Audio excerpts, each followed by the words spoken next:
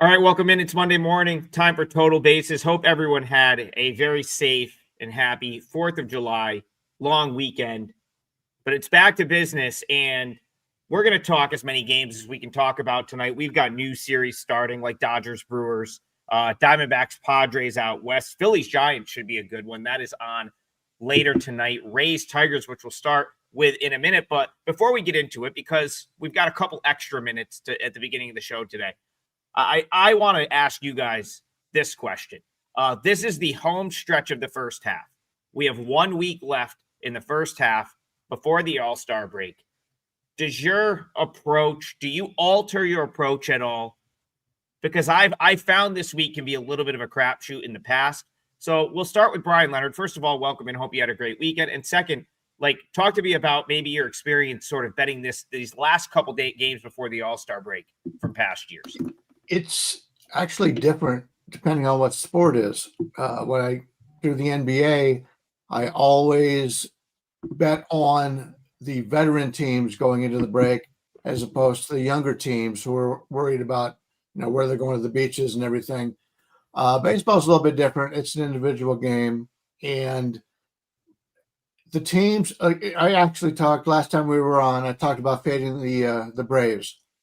To me, after the injuries they had, that was something you would do, and they have yet to win a game since.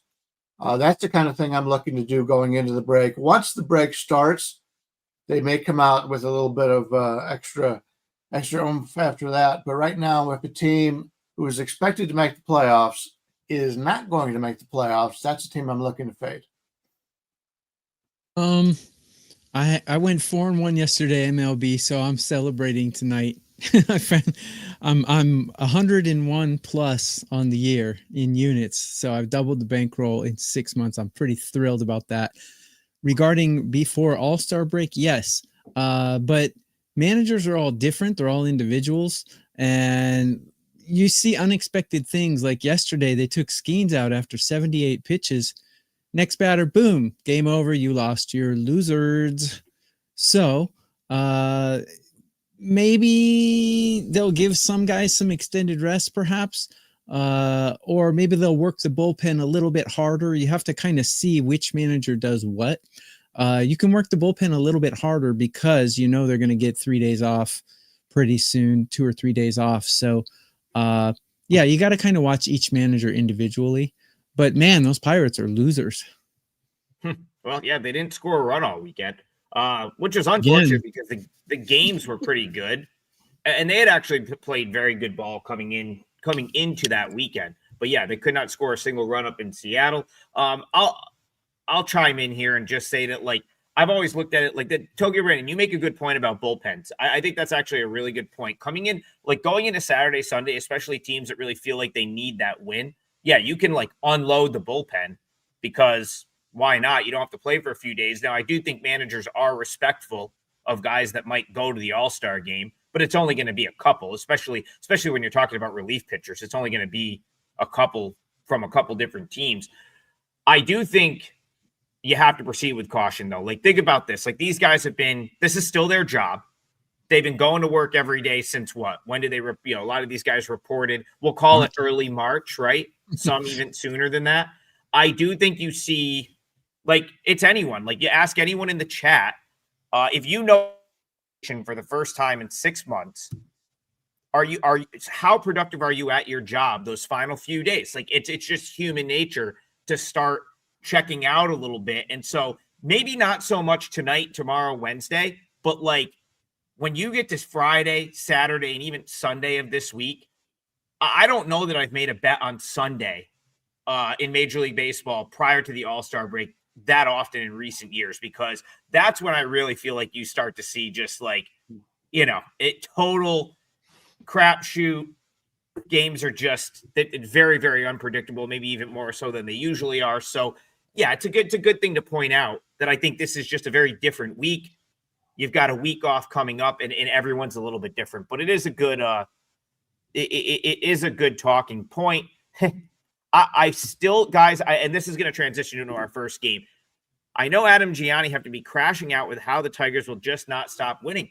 I can't tell you the last time I faded the the Tigers. I've been on every show saying that the Tigers are probably the play. They're just not value. I don't understand why people associate me with Tigers hate, because like a month ago, I took a shot against them, I think when they were playing the Giants, and picked incorrectly. Since then, last week, I gave the Tigers out to clients as a 4% play in the first leg of their doubleheader with the Nationals. They won by $1 million. So once again, I just don't get it. I've never at any point said I didn't like this Tigers team. I said they were overvalued. They still probably are. That's the thing. Two things, like I can like a team, but still think they're overvalued. I talked to Sean, who's in the chat here yesterday, and he's like, he pointed out Scooble, Guardians, whatever. I said, okay, yeah, but like minus 220, minus 230. What's the point, right? Like, it's not that I didn't think they would win the game. It's that I just think they're overvalued. I got to be honest, Brian Leonard. I think they might even be a little bit overvalued here, because this is a perfect example of a team that has already done enough. They could lose every game the rest of this first half, right, this week, and they've already done more than enough. Does AJ Hinch get a little bit more liberal with the bullpen usage this week? Not really want to burn out certain arms? Good talking points. This is a nationally televised game tonight. Rays, Tigers. How are you looking at this one? Yeah, first off, I wouldn't get too excited about that Tigers win yesterday. They were a 220 favorite, and it was 0-0 after the 8th inning. Scooble, once again, terrific. But if you had the Tigers at that point going into the 9th inning, minus 220, you weren't very happy. Now, they did get the victory, and that was great. But they played them tough for eight innings for a team that right now is the worst team in Major League Baseball, and that's Cleveland Guardians. Baz is the starter for Tampa Bay today. We're looking at maybe about a 124 favorite, 8.5. Looks like Detroit's probably going to go with the bullpen for the entire game. Shane Baz has been looking pretty good. 4.33 ERA, 3.80 expected, 1.25 WHIP, but lately he's been tearing it up. Last time out, he faced the Athletics, 7 innings, 3 earned runs. Time before that against the Royals, 8-0. He did struggle a little bit against Tampa Bay, against Detroit. Gave up 5 and 5.1, but before that, couple good outings, 3 more outings, about 5 or 6 more good outings. So he's been very good as of late, and he's a guy, which is why you'd like to take a look at this, is the line is telling you that right now they think Tampa Bay on the road to Detroit is a good bet. My only concern is Detroit's very good pitching staff all the way through. And as we mentioned yesterday, Scooble went long. The bullpen did well in that regard, and they didn't have to use a lot of key arms. So somewhat leaning with Detroit in this one, but it's slight value, at least for me. So looking at both, these are two really well-run teams. Generally speaking, great managing, great coaching, great everything. I have Detroit's bullpen underperforming right now. I have them ranked 20 in current form, where I have Tampa Bay ranked 16. Baz is one of those guys who's, to me, he seems inconsistent. Like every time I play him, he loses, and when I stay off him, he wins. And it's just one of those guys who I never have really good luck going with. If anything, I think I would go with an over in this one, because I have Detroit's bullpen underperforming right now, and I have Tampa Bay's bullpen under 15 out of 30. Both teams good hitting teams and in good form as well. So if anything, I would bet an over. I haven't done it yet. I doubt I will because it's too many X factors here for me. But I would go over if I went anything. So I'm just going to respond to a couple comments, and also I'll start with the bullpens. See, I think if anything, the Rays bullpen has underperformed, like it comparative to the Tigers. So if you watch the Tigers play, the bullpen is fine, and it hasn't underperformed at all. The reason they have numbers that would maybe show that is they've either been crushing teams or they were down to the Nationals by 5-6 runs and said, the hell with it, and we'll just, it was like mop-up duty. So if you're just straight up looking at leverage innings, the Tigers, they're great in every high leverage spot. They're just exceptional. Whereas the Rays blew one for me on Saturday that I can't believe that I lost. 5-1 lead in the 6th inning. And I'll go to this comment I starred here from Nance, S. Nance. First of all, if this is your first time commenting, welcome in. I don't recognize the name. We appreciate you tuning in, appreciate the comments. And he makes a point here that I think is very interesting, but I want to counter this. He says, 2 best managers in the game, Kevin Cash, AJ Hinch. I'm going to disagree with Kevin Cash. That dude manages off a spreadsheet. He might as well not even be in the dugout half the time. I think he has absolutely no feel for what's going on in the baseball game. AJ Hinch, absolute wizard. Put him up there with the Astros manager for manager of the year. They're incredible. Kevin Cash just looks at some spreadsheet that some MIT grad sends him down before the game. Might as well not even be watching the game.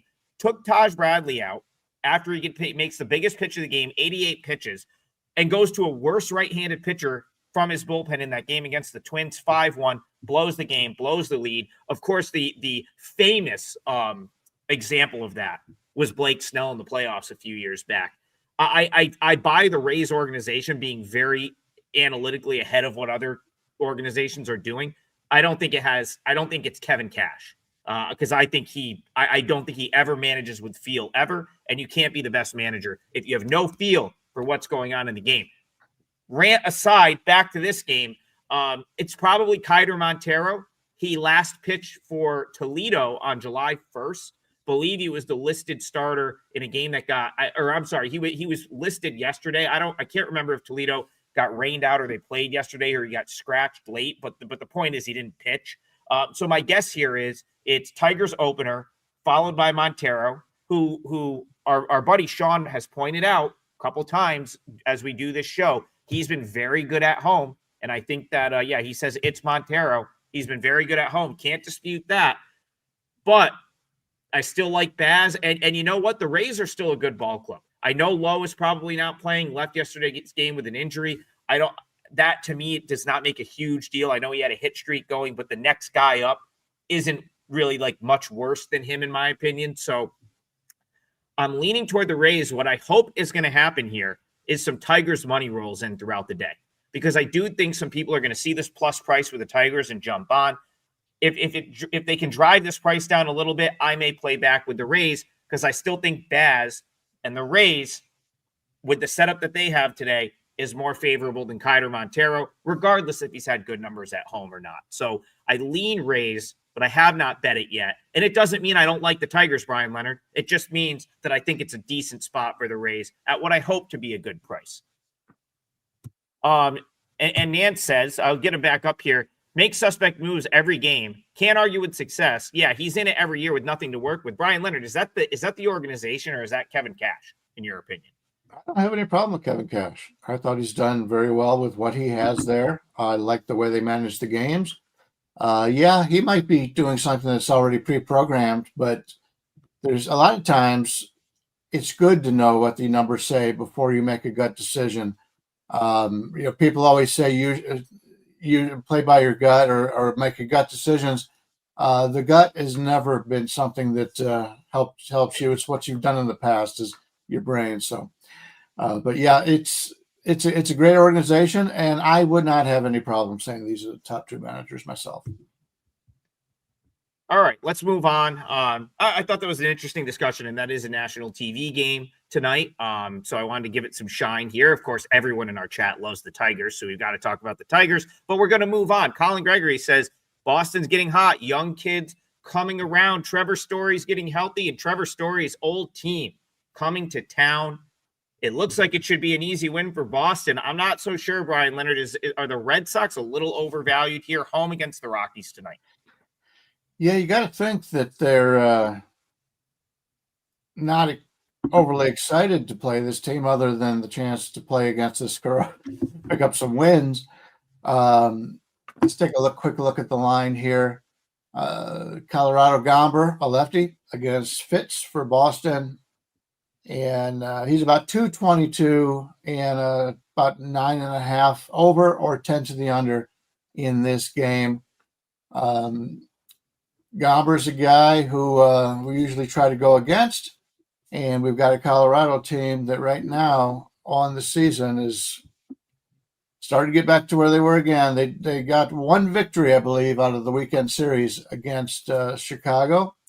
And we probably should have saw that happen. Should have been on that yesterday. It makes a whole lot of sense. The White Sox aren't going to sweep many teams on the road, but Austin Gomber going for Colorado, and he's got a 5.49 ERA, 6.14 expected, 1.53 WHIP. He's not been good. His fastball velocity is in the second percentile. He's usually a guy we're looking to fade. Boston, Richard Pitts, we've talked about him many times. Everybody liked him before the season, but his numbers just haven't been there this year. 4.50 ERA, 5.69 expected, 1.25 WHIP. Do I think Colorado wins this game? No, I do not think Colorado wins this game. I think Boston has a pretty good offensive game here. Am I willing to lay 220 with Fitz, who has not really put forth one really solid game all season long? Probably not. But you're not going to get rich on the road Rockies. And so I don't play Colorado on the road. The Rocky Road Rockies are not something I want. Lean Boston, but won't get there. So the Rockies are 11-33 on the road, which means they're winning 1 out of every 4 games on the road that they're playing. Boston is ripping the ball right now. I got them ranked number 1 in all of MLB for offense. Maybe a crooked game here and there would skew those numbers, but there's no doubt that their offense is definitely in the top 1/3 of MLB. Their bullpen pretty mediocre, but Colorado's bullpen is poor. Colorado's lineup hitting a lot better than they were at the beginning of the season, but still right around the Mendoza mediocre line, ranked with all other teams. Gomber surprisingly has good numbers against these Boston hitters in his career. It's only a sample size of 24, but his average against is 167. His OPS against is 450. That's an incredible number. I don't know if I can trust the sample size though. If Boston's, just looking at it on the peripheral, if Boston's team total is 5.5, I might think about going it under, but nah, their offense is cranking it too well, and Colorado's bullpen is bad. So I'll probably stay off it, but keep in mind, this is baseball. Even the worst teams in baseball, they can win 1 out of 4 games. So which 1 out of the 4 is it going to be for Colorado is the question. I doubt it's today though. So that's about all I have. I'm not gonna play it. Someone in the chat made a point. Yeah, like the Red Sox probably get Yoshida back here, but I don't know. Does he make a huge difference? Probably not. It's a talking point. I don't think he really changes that lineup at this point. Have Cash leans Rockies. I lean Rockies too. I don't know if I will bet this. I'll point out something I pointed out last week when I backed the Rockies and cashed with them. Since June 15th, against +1.5, they're 10-10. I think they're something like 9-11 straight up in that stretch. But 10-10 against the +1.5 run line, which essentially, even in that White Sox series, now the +1.5 that they won in the White Sox series was a little bit juiced. The vast majority of those +1.5 wins have either been even money or they've even gotten a little plus money. So if you've just straight up rode Rockies +1.5 since June 15th, you're up money right now, most likely, because you haven't laid juice on many of those losses. Let's put it that way. You're not asked to lay juice on it here either. Rockies with a free run on the road is even money. The problem for me is, and I'll go back to something Brian Leonard said, I'm not dying to back Austin Gomber, but also Richard Fitz being this price at home, is crazy. He's a guy I've watched a ton during his time at Worcester. Never really, to me, he's like a guy in the bigs that comes out of the bullpen in long relief. That to me is what he is at the big league level, not a starter. So there's no way I could play the Red Sox, because the other thing is too, we know the Red Sox can have the hitting woes at times. And as soon as this team starts to not hit, they look a lot like the Rockies, right? Like we've had stretches this year where the Red Sox have looked awful. When they don't hit, they look bad sometimes. I mean, now granted, their pen has kept them in games and they'll be in low scoring games, but I don't know. Like I like the upside long term with guys like Roman Anthony and sort of what Boston's doing long term. Right now, this team's not good enough to be a minus 250 favorite, even if it's against the Rockies. So do I have the stones to do it and make it an actual play? Probably not, but certainly think the Rockies are value in this spot. They've just played better baseball since June 15th. All right, Andrew Weidler. Can we talk about Phillies Giants? We absolutely can. He wants to talk about the total. He likes under 7. Definitely looks like there could be some pitching in that game. Giants haven't hit lefties well this year, but they got to one last night for a win. Playing a 7 Eastern Sunday night game. Brian Leonard, that can only mean one thing. The A's were trying to make a few dollars off a fireworks night or something like that. It's the only thing I can think of as to why that game was so late last night, but not part of Sunday Night Baseball. Giants back home, other side of the bay. Phillies Giants, how are you seeing this one? Yeah, obviously not very far for travel for San Francisco. Sanchez, a lefty, going against Roop, a righty. Philadelphia right now looks to be about a 145 favorite, total of 7, slightly to the over. We look at the StatCast page. We got Christopher Sanchez, very good season. 2.68 ERA, 3.02 expected, 1.13 whip. He's 98 or 95th percentile ground ball rate, so he doesn't give up a lot of fly balls. His extension, 93%, so that ball gets on you really quick. His barrel rate, 86%. He's keeping everybody off balance. He's pitching very well, and he's somebody you want to look to back. Let's take a look at his splits on the season, left or from home and away. Very similar. Actually, his ERA is lower on the road, 2.42, but his whip is lower at home. So very consistent left, regardless of where he plays. Landon Roop, 3.48 ERA, 4.15 expected, 1.48 whip. He's got a 10% walk rate, which contributes to that. That's something you have to take into account. The Phillies will take a walk once in a while, and a lot of times they've got such a deep lineup. If you put that extra guy on, they can do some damage. Landon Roop overall, he's in the 82nd percentile in hard hit rate, 79th in average exit velocity. Doesn't have that great of a fastball. His fastball is only in the 25th percentile, walk rate 25th percentile. In this game, I lean with the under here, but the 7.5s were taken out before the show, so we're down to 7 here. The Giants continue to struggle to hit. They did get the third baseman back, which is a big help, but facing a lefty here, a very good lefty against Sanchez.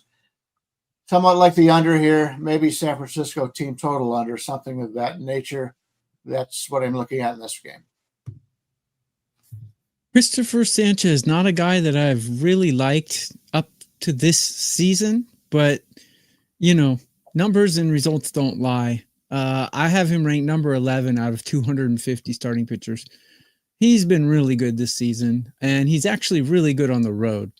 And he's actually really good against the Giants. So really good plus really good plus really good usually equals really good. So I expect him to perform well tonight.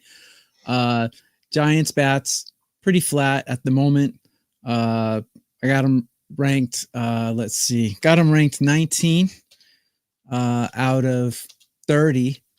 And I got Philadelphia ranked around 14, little better. They went on a little bit of a lull last week. They weren't really hitting very well, but they have a lot more talent in the lineup than San Francisco does. I don't think anyone would argue that. I got both bullpens performing quite well right now, which would make me tend to think under. But I don't like Raup at all. His numbers against Philadelphia in his career are bad. I've got him ranked 21 out of 30 on a curve of 30. Like Bryan was talking about his expected numbers, they're not good. He's walking. His walk ratio is alarming as well. His walks to strikeouts ratio, quite alarming, where Sanchez is stellar. Sanchez is only walking 15% of the batters he strikes out, and Raup is walking 71% of the batters he's striking out. Horrible rate. Philadelphia would be the only way to go. One thing to note is Wheeler pitched a complete game yesterday, so Philadelphia's bullpen is 100% rested. San Francisco played late last night, and they're traveling as well. So they're not traveling. They're traveling back home. And coming back home, guys tend to be flat a little bit. Philadelphia does have to travel across the country, but they've finished their game a lot earlier than San Francisco finished theirs. And the travel really doesn't affect the starting pitchers because they didn't play yesterday. So overall, I'd say Philadelphia or an under here, perhaps, because Philly's bats might be a little rusty coming out of the gate. So that's how I look at this one. I probably will play it too.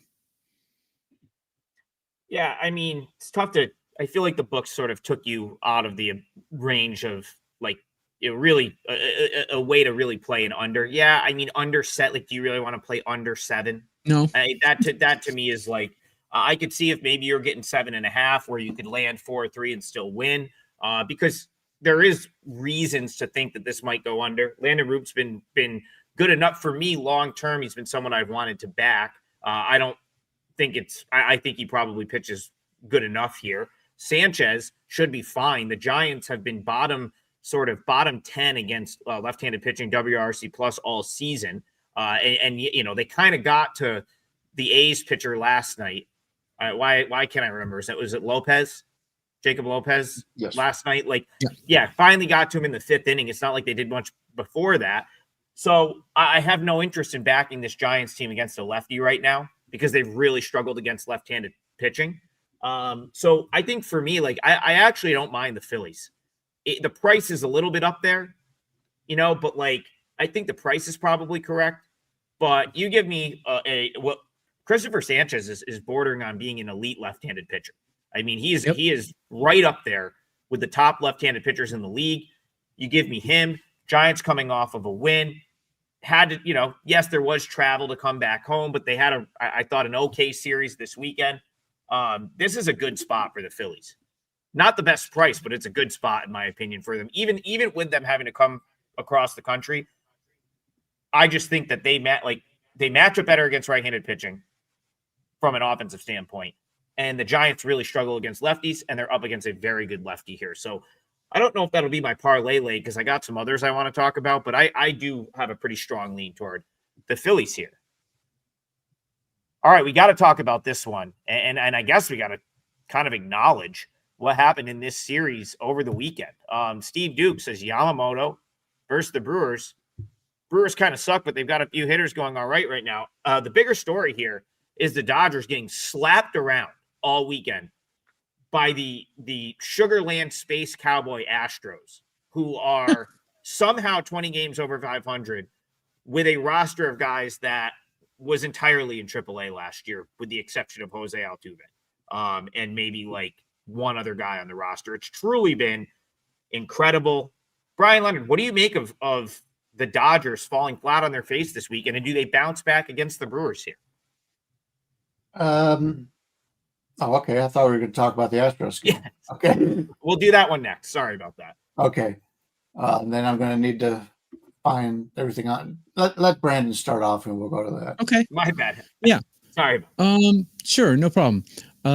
So Dodgers just got swept. And so what that tells me is, they're using a patchwork rotation, and they're starting guys like Landon Knack and other guys we never heard of. And, you can get away with that with loser teams like the Brewers or the Pirates or something like that, but you can't get away with that with the Astros.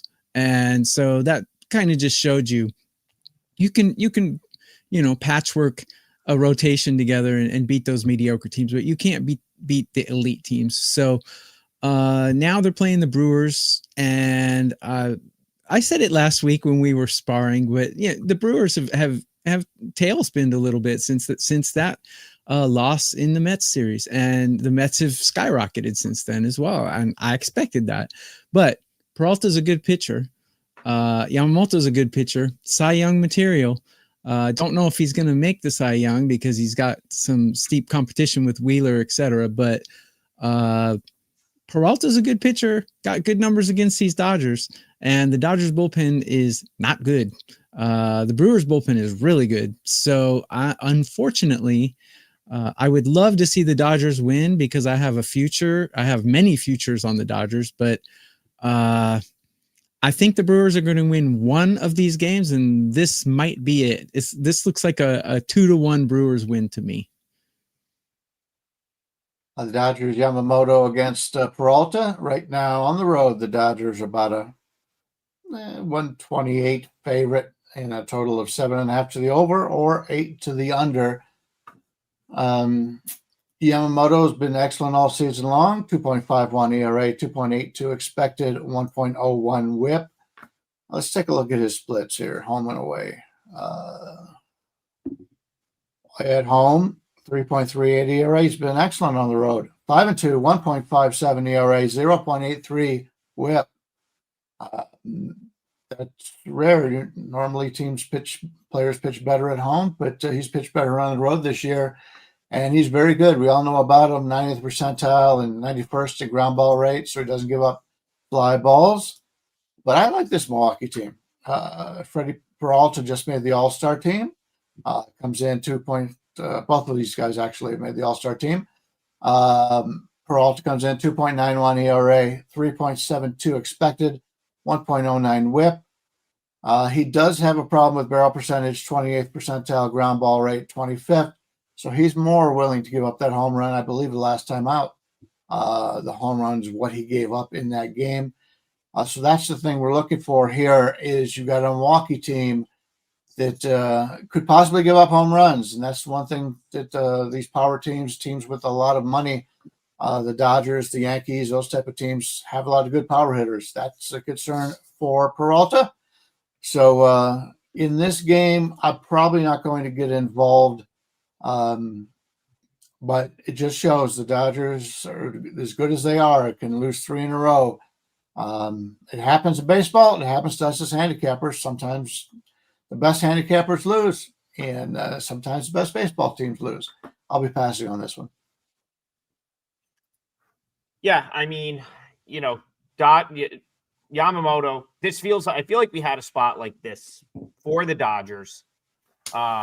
Maybe a month, maybe like 5 weeks ago. I want to say it was Yamamoto coming off losses, pitching in Arizona, and he pitched pretty good. The Dodgers still managed to lose the game.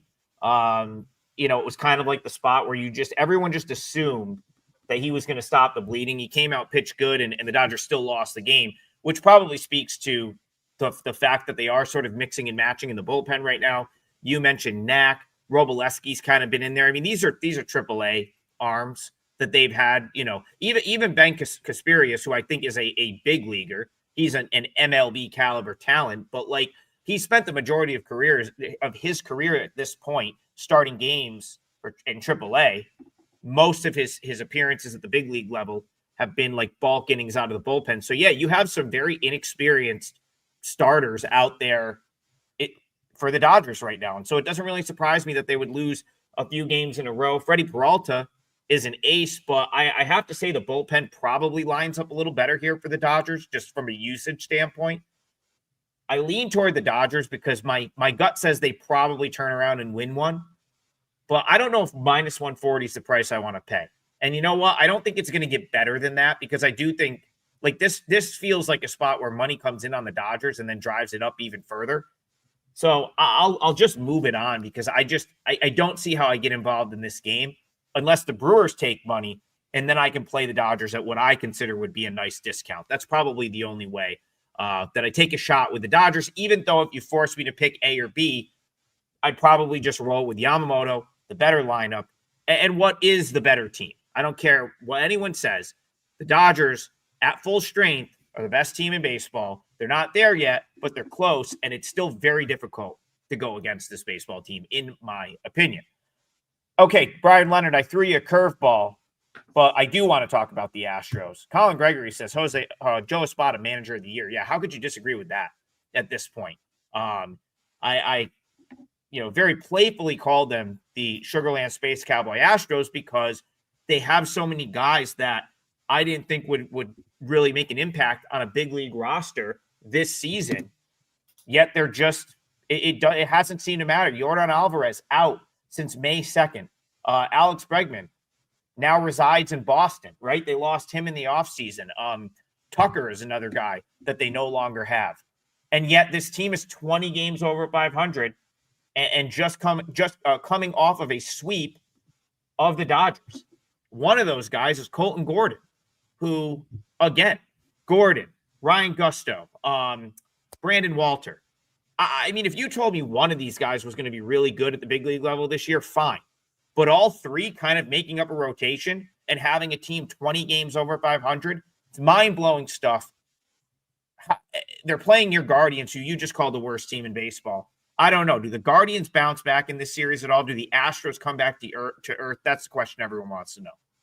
Yeah, actually, Houston's been extremely impressive to me.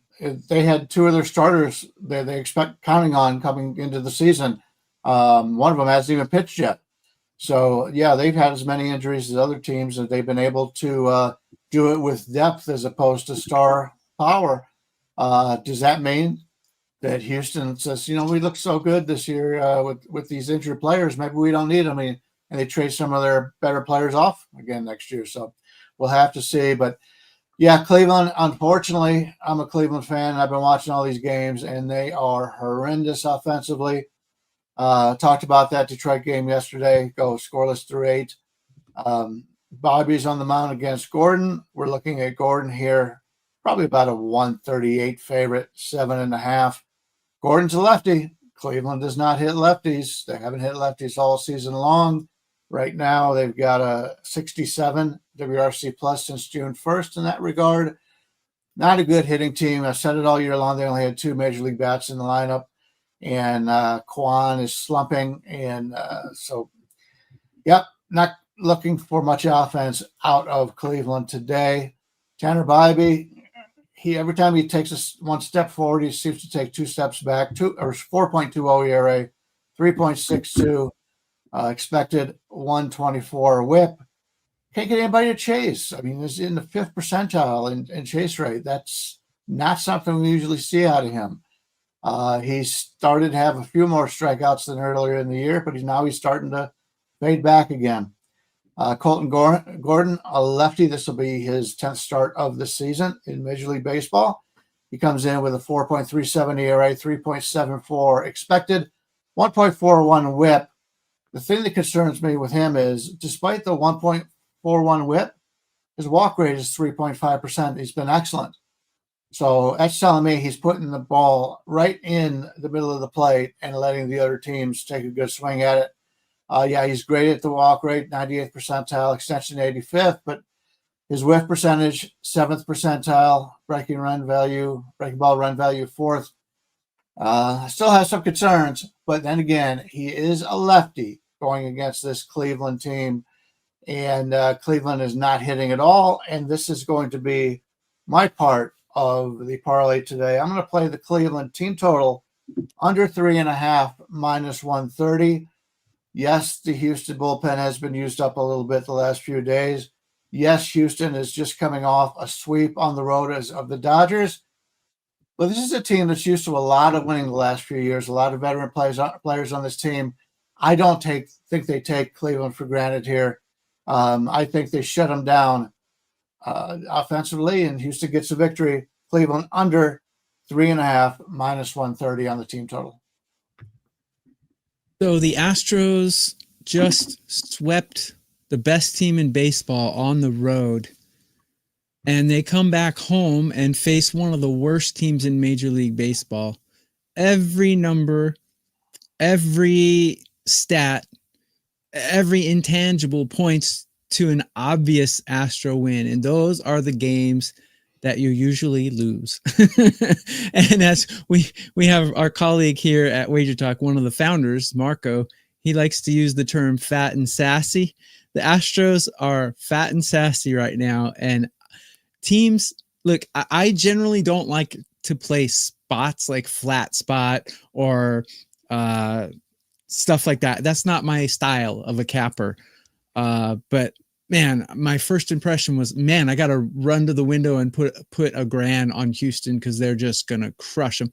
But when you sit back and think about it, these are the kind of games you lose, because coming back home, you know, you see your wife, you see your kids, you see your dog, you sleep in your own bed, you feel really relaxed. And generally, I know some people might think it's fallacy, but actually when you come off a really good road trip, just swept the best team in MLB, it's just prime for a flat spot here. I think maybe the Astros team total under might be good. I don't like Tanner Bybee, but the Astros are, I just think they're going to come out flat. Now I could be wrong. They could come out and just put an 8 spot up on, but this is a game I'm going to stay away from. Go ahead, Bryan. I think if a team comes out flat, it's the batters, not the pitcher, because the pitcher had nothing. The pitcher had nothing to do with that series win in LA. So, which is why I like the team total under. Is true, and I'm right, because you're right. If I had to play it, I played the under overall too. It makes a lot of sense to fade the Houston batters here. So we'll see how it goes. True, and in most cases, the starting pitcher might not even travel with him on the road. He might have been back home the whole time. So, yeah, I'm going to stay away from this one. Although every intangible, every number, every piece of data, everything says Houston's going to win this 15-0. I disagree with that. I don't think I mean my numbers like here's the thing though. I mean my numbers, which are geared toward full season, actually lean toward the Guardians. My numbers that are more short-term bias lean toward the Astros.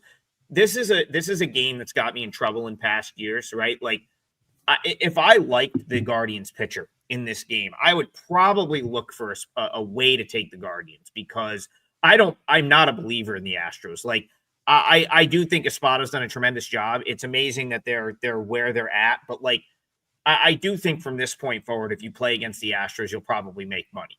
That's how I honestly feel about the team, and I feel that way even when Jordan is back. I think they've played so over their heads to where they should be, that there's only going to be regression, especially against the number. Gordon is a -135, -140 favorite against Tanner Bybee. Now I'll go to what Bryan said, has said all year. Bybee, it just isn't the guy that he was a couple of years ago. He's not getting swing and miss. He's not the guy I want to back. So I'm not gonna there's just no, this is one of those ones where it's nice that we get to pick as that's our edge against the books, right? We get to pick the games we want to bet. I just don't see the point. If I could get Guardians +1.5 at some very, very fair price where I was getting the run cushion on the road, yeah, maybe I would consider that. But I feel like I'm not getting enough with it being +125. I feel like the Guardians should be a bigger underdog. So even though that it could be a flat spot for the Astros and the Guardians are going to win a game at some point, I just don't see any real reason to do it here. Can't really argue with liking the under. I don't like the full game under at 7.5. I think that's way too low. Like, Walter or Bybee could easily have a blow up bidding, but I definitely see the merit in the discussion that you could have a couple of flat teams. Guardians dejected. This is a team that's probably dying to get to the All-Star break, get a couple of days off and regroup. The Astros, as Tokyo Brandon just said, just smacked around the best team in baseball. Do they come in a little bit overconfident to play a team that's lost 10 straight? Maybe that they don't hit or they don't, do the little things to generate runs, which is kind of what they've done this year. So good luck to Bryan. I can't really disagree with it. He liked Guardians team total under 3.5, and that will be the first leg of the parlay. We've got 15 minutes of the show left. Please give us those likes, subscribes. We'll get a 3-teamer locked in for you by the end of the show. Over 1,100 live viewers, which we are so appreciative of. We love how this show has grown, and it's all thanks to you guys. So like, subscribe, drop us a comment. We very much appreciate it. And I'm going to go to a game. I'm going to pick a game here that I think could be my parlay leg when it's all said and done. Tokyo Brandon talked about, we may have actually been talking off air about the Pirates. They didn't score a run this weekend, Brian Leonard, not one. And that was after they played pretty good ball coming into the weekend. Now, they weren't bad games. They were competitive games, but the Pirates just could not scratch one across at T-Mobile Park against the Mariners. Now they head to Kansas City. It's probably a better setup for them, but how are you seeing this one, Pirates and Royals? Yeah, a lot of young players in the lineup for the Pirates. You're going to see more up and down from the hitters in that regard, because sometimes they've looked absolutely horrendous this year. And when they scored all those runs for the last week or so, that was surprising to me. A couple of lefties going, Haney and Cameron here. Cameron and Kansas City laying about 145, total about 9, slightly to the under. My first look at this is, what are the Royals doing being a 145 favorite here? But Andrew Haney, he's taken some steps back since earlier in the season when he had his success. 4.16 ERA, 4.5 expected, 1.20 whip. Basically, the only thing on his StatCast card is his fastball run velocity is in the 75th percentile. Other than that, everything else is blue. Fastball velocity, 4th percentile, so he's not going to blow you away with that, but he does make the best of it with that run value chart. Whiff percentage, 21st percentile, expected batting average, 18. From a standpoint here for Noah Cameron, a lefty, 2.56 ERA in 10 starts this year. He's been very good. Expected ERA, 3.32. His whip, 1.01. But there is some blue in his StatCast page also. Fastball velocity, 19th percentile. Chase rate, 23rd. Extension, 32nd. Strikeout rate, 31st. He's a guy that's going to put it. You're going to put it in play with him, and anytime you put it in play, you get more variance in that regard. In 56 and third innings, he's only struck out 43 batters. So I expect a lot of balls in play in this one between these two, and that's probably not a good thing. You're looking at the total of 9 to the over, or excuse me, the under, or 8.5 to the over. If I had to play it, I'd play Pittsburgh. To get 130, 131 against Kansas City. I don't like this offense for Pittsburgh, but they've been up and down. Maybe they'll put it together today, but slightly into the Pirates as an underdog.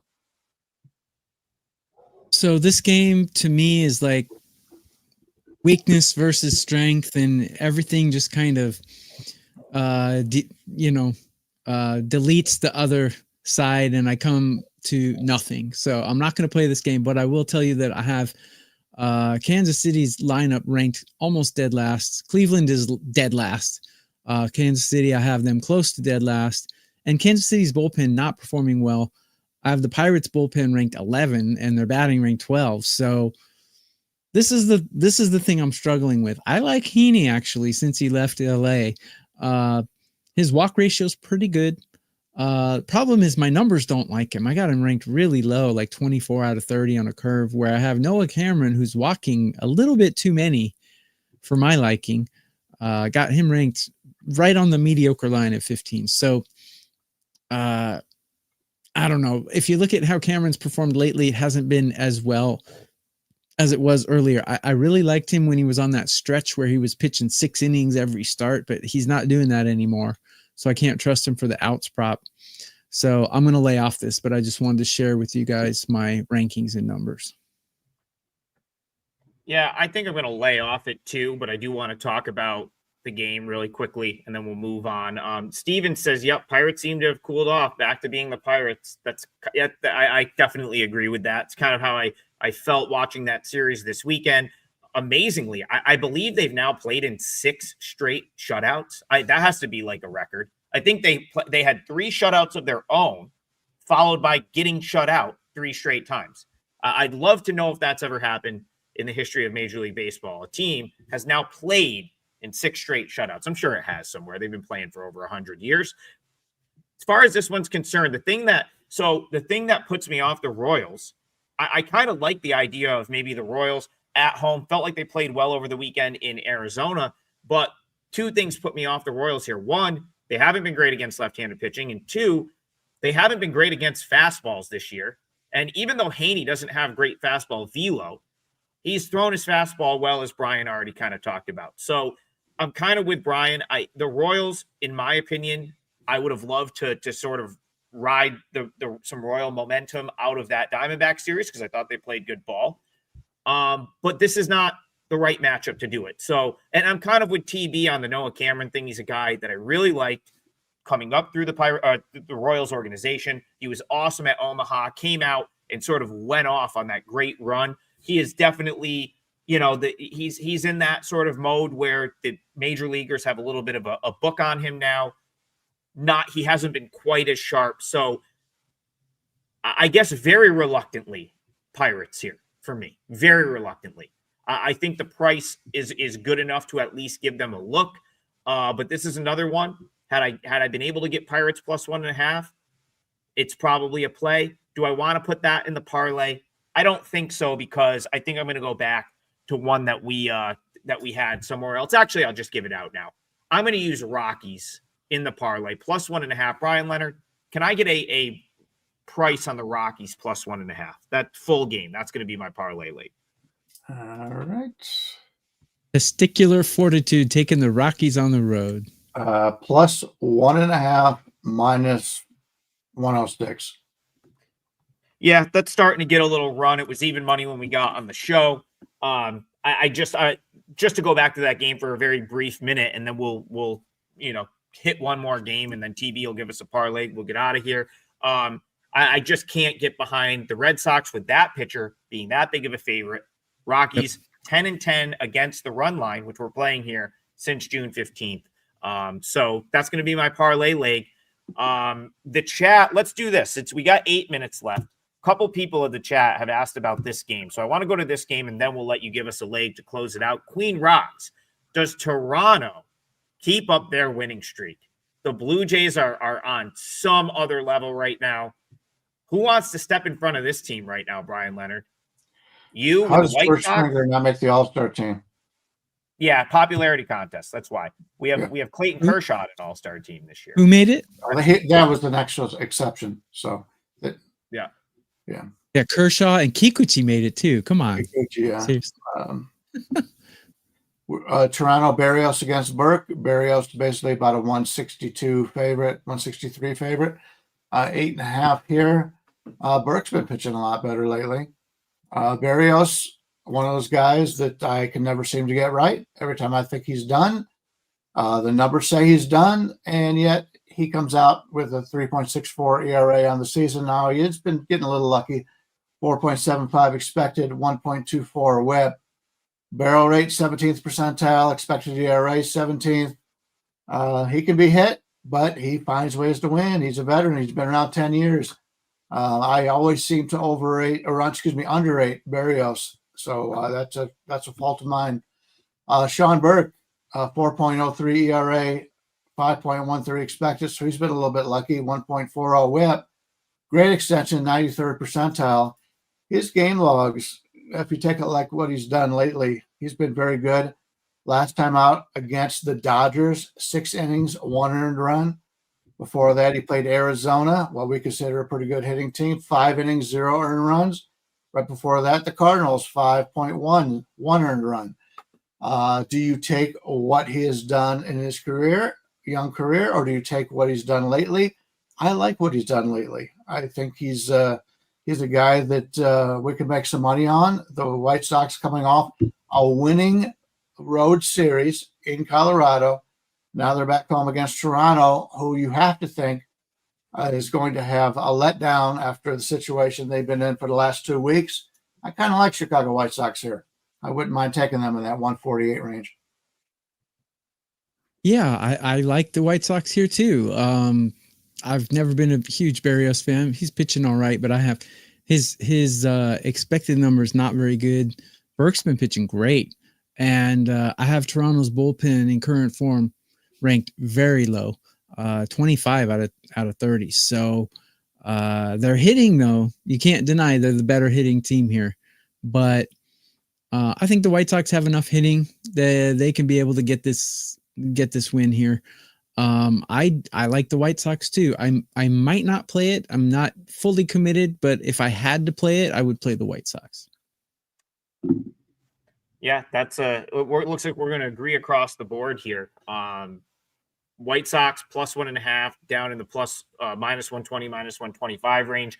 I've been reluctant to fade the Blue Jays on this run, which I'm very happy because here's the thing. Like, the Blue Jays are a team that I was overly high on. I kind of like was on them before this little run. I don't want to like contradict myself by going against them, which is why I there was a spot like yesterday. I didn't play a single MLB game yesterday. I did really like Angels plus 1.5. It got there.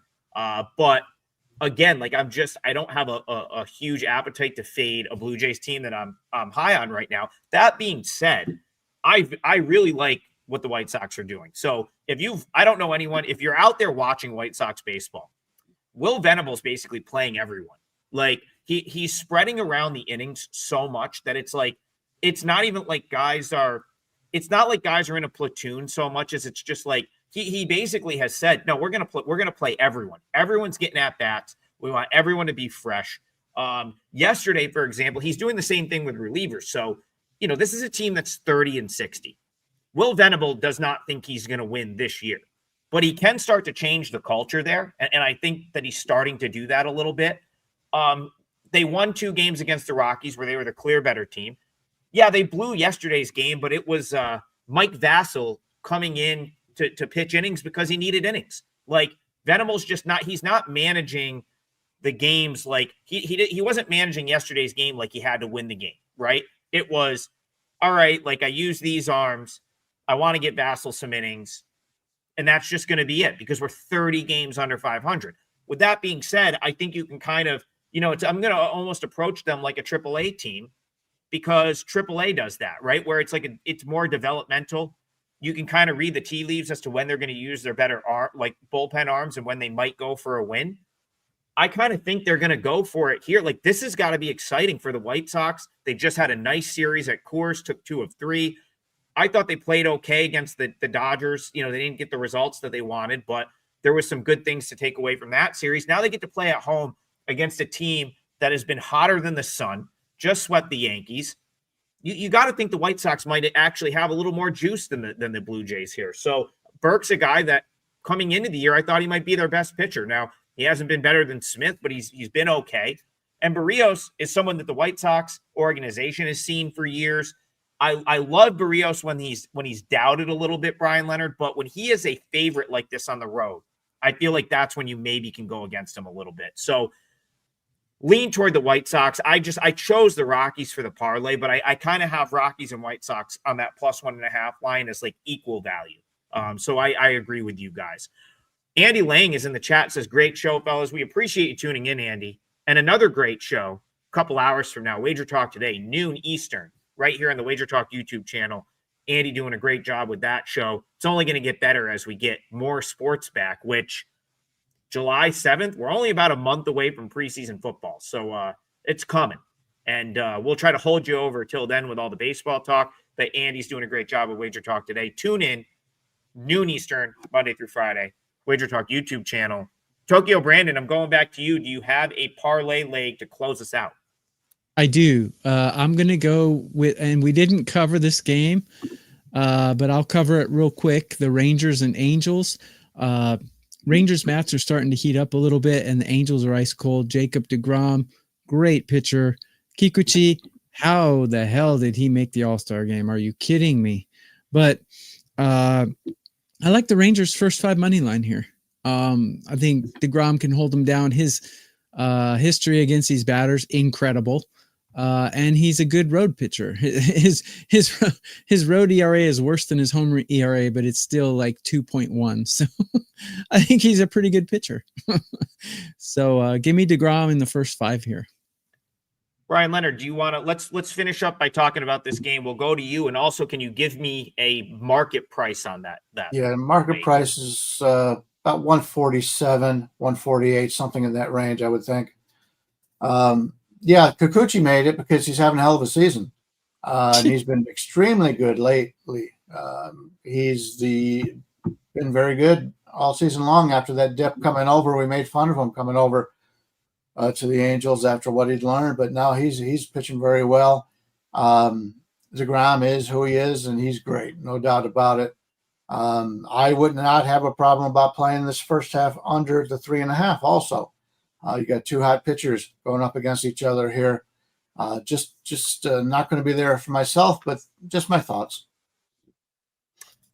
Yeah, I'm with Tokyo Brandon. I very much like this Rangers team. I've been waiting for them to turn the corner. They still really haven't. They come into play 44 and 46. They got me twice last week by losing an extra inning. So disappointing there, because I feel like the Rangers won pretty much, well, most of their other games. I tried to take them in spots that I really liked, and they lost in extra innings. So, go figure. But you're right. They are. I do think the bats are coming around. And even if the bats aren't coming around, Tokyo Brandon, they're a mature team, in my opinion. They are figuring out ways to put runs up where, like there's been spots this week where they're playing winning baseball. Like, even though they're not knocking the absolute piss out of the ball right now as a team, they're hitting good with runners in scoring position. They're moving runners over. Like, they're doing some little things, and then they've got pitching for days in that organization. Now, and I'll go back to the 2 extra inning losses that I took. I should know better, I guess, I shouldn't be that upset about that, because the one area the Rangers lack is high leverage relief arms. But they have a lot of good bullpen arms. So the bullpen depth is good. They just don't have the guy that you want when Manfred puts a ghost runner out there in the 10th inning, right? That's where they don't have the Johan Duran or the, Robert Suarez to come in and get you out of that spot. Otherwise, they're deep in the bullpen. They're good. And I really go back to what Bryan Leonard said earlier this year. Jacob deGrom, he wanted to sort of coast through the regular season and, kind of coast through the regular season, stay healthy, get to August and September, and get to his team with the playoffs. This team needs him to go and shove right now, guys. They need him to win his games. And I think that's been apparent the last couple times he's pitched. 7 innings of shutout ball against the Orioles. He went 6. The only, he kind of had an easier 6 innings because the Rangers had a big lead in last week's game. I think DeGrom's going to start to put this team on his back. I think he wins again tonight. So I am with you, Tokyo Brandon. I hope you you get there through the first 5.